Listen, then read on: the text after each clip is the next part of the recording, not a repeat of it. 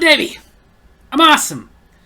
And welcome to the Comment Corner, where you guys make comments on my videos, and I respond every week. And in between responding to your comments, my toilet quit on me. To be fair though, its job was crap. Now normally we kick things off with last week's Comment Corner. But this week we're actually kicking things off with last week's Davey's Awesome Wrestling, where I pit ROH's championship belts against NXT's championship belts. Because somebody commented literally a few hours after I had already posted the Comment Corner. And it's a brand new commenter, Jared Clark, who commented, I agree that the ROH championship title belts are more stylish and original than the NXT title belts. Glad you agree. I do think though that the ROH belts do need a little bit of an update though. Not that I don't like them, but they could use an update. Right now NXT's championship belts are eh. If seagulls were to fly around the bay, would they become bagels? Now getting to last week's Comment Corner, the Blueberry Pie Corner. Joshua Martinez kicked it off with, why did the pumpkin pie go to the dentist? It needed a filling. What do you get when you cross a train engine and a blueberry pie? Puff pastry. I rather enjoyed that. Why did the apple pie turn red? Because it saw the salad dressing. Who led all the apples to the bakery? The Pie Piper. What's the best thing to put into an apple pie? Your teeth. That's not just a joke, that's factual. What kind of pie has a short temper? A crab apple pie. Then Joshua Martinez commented, if it wasn't for Reagan Fox and Veronica Ovlov, this video would have made me mad! Don't know who they are, don't care. My teacher told me I would never be good at poetry because of my dyslexia. But so far, I've made 3 vases and a jug.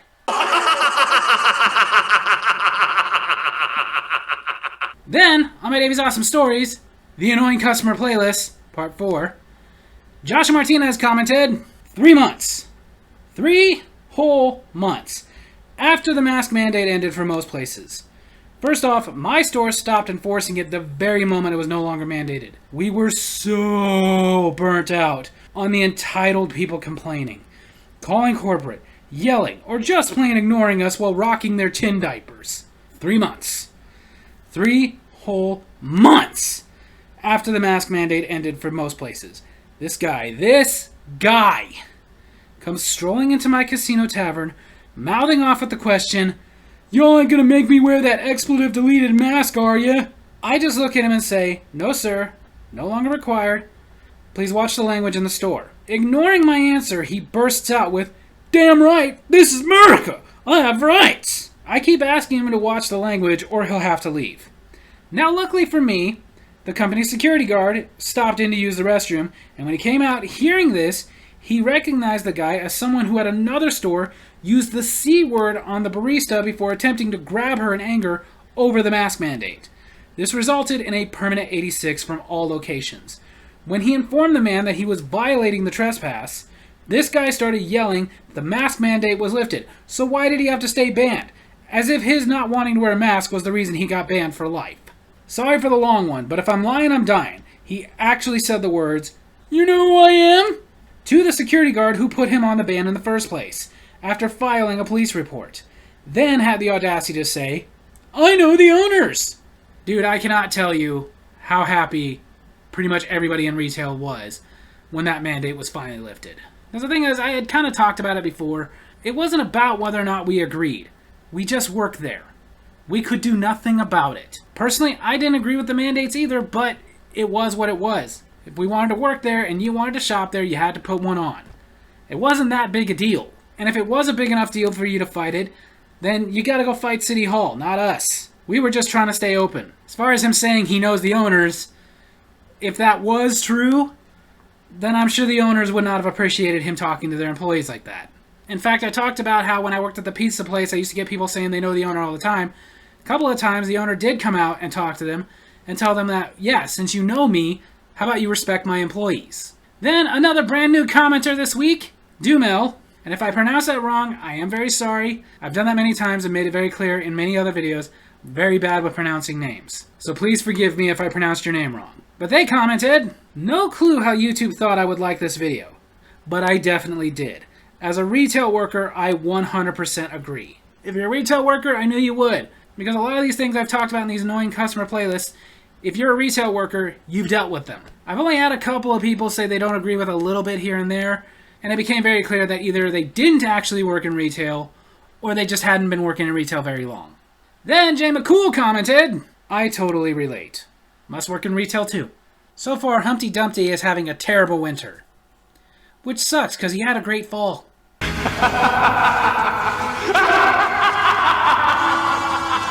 Then on my Davey's Awesome Wrestling video, where I reviewed the autobiography Mox by John Moxley, Joshua Martinez commented, you think you're so great because you read books?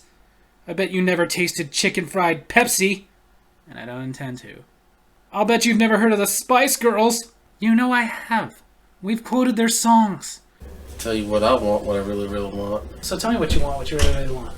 We told the story about when you made Ken and I go watch their movie in theaters. I don't see you out there killing any vampires. I will have you beg.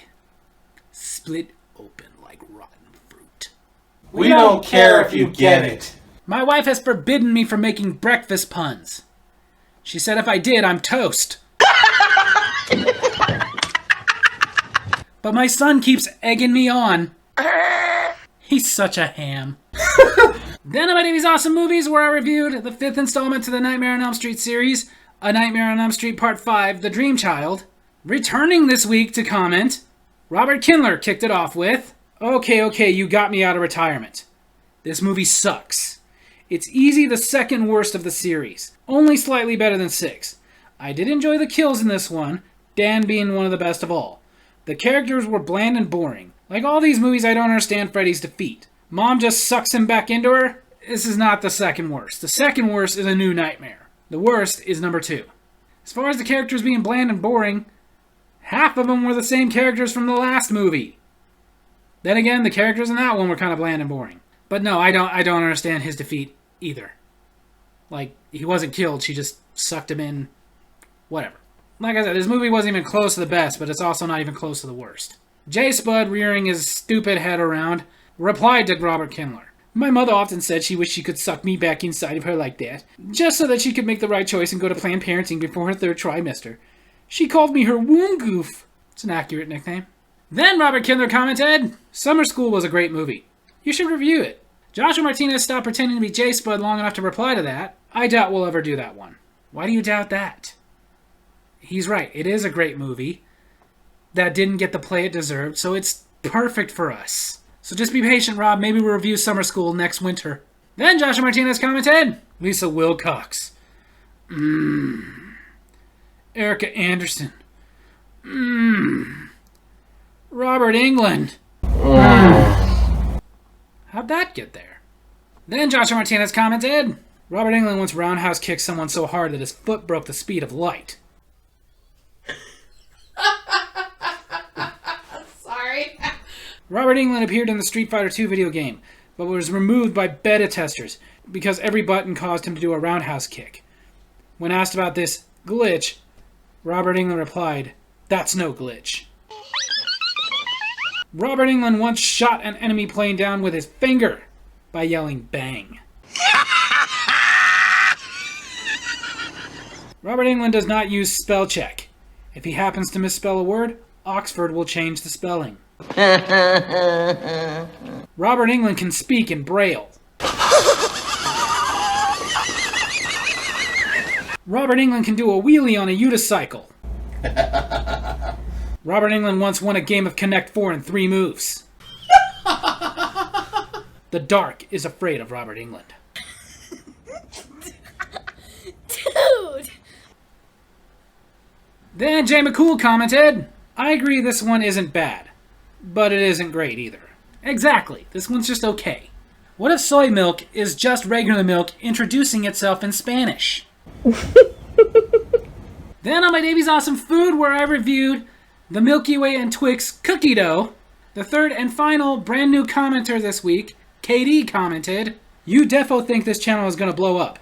Joshua Martinez replied to him, Is that a question? You forgot the question mark. It's the button with that. Josh, don't troll my commenters. But that's kind of how I was going to respond. I'm not sure, were you asking me, do I think this is going to blow up? Or were you saying I think this is going to blow up? I'm sorry, I'm not sure, but I will respond to both. Do I think this channel is going to blow up? I hope so. But so far, it isn't really blowing up, it's just gradually gaining. If you're saying I think this channel is going to blow up, same answer, I hope so. But hopefully you're enjoying it. And then Jay Spud's comment this week. Oh god, be careful biting into those Twix bars. I bit into a Twix once, and it chipped my tooth. I figured it was a freak accident, so I bit into another Twix at the other side of my mouth, and bit my inner cheek by mistake. Right Twix chipped my left tooth, and left Twix hurt my right inside cheek. It was awful. Also, you should avoid cookie dough. You never know what harmful stuff they put in the batter to save a few straw pennies. This one time, I ate some raw cookie dough, and I woke up in the hospital several days later. I knew it tasted fishy. Quite literally, in fact. I asked my sister why she had been the last one with it before me. She likes to freeze the dough solid and then take it to her room in privacy, where she reads very loud from the Torah. I mean very loud. She sometimes even screams in what sounds like comical frustration. The only candy I was allowed to eat were chewable Pepto-Bismol caps, but I had to stop as soon as my stool turned black. I told my mother about it, and she just laughed. She called me stool smidgen. You will never get me to stop eating cookie dough. Then Joshua Martinez commented, I remember one time I got so plastered I ate 3 whole rolls of cookie dough. Weird thing is, I never bought any cookie dough. I bought Play-Doh, though. Someone must have stolen it. Moral of this story, a big drunk man in Daisy Dukes yelling yippee-ki-yay is not welcome in a random 7th grade class. Or so the judge ruled. I'm not touching that comment. Let's just go to the next one. Joshua Martinez commented, Libby dooby dooby. Libby libby wah. Like snow cones fall, fat man weeps. Libby dibby dibby libby dibby dee. Go to bed, you're drunk. A friend of mine told me that people were saying I sound like an owl. I asked, who? What's wrong with you? Then the final comment this week is again on an old Davies Awesome Movies. This time from my movie review of Beastmaster. And again, it is from Jay McCool, who commented, Beastmaster! Great movie. The sequels were awful. Pretty much. It's kind of sad that the terrible made-for-TV third one was better than the second one. The Goo Goo Dolls should go on tour with Lady Gaga. That way they could call it the Goo Goo Gaga Tour. So there you have it. That's my Comic Corner this week. I hope you guys enjoyed it. And if you did, make sure to hit like, hit subscribe, hit that little bell so you get notifications when I post new videos, and leave a comment of your own so you can be in next week's Comic Corner. Love you guys.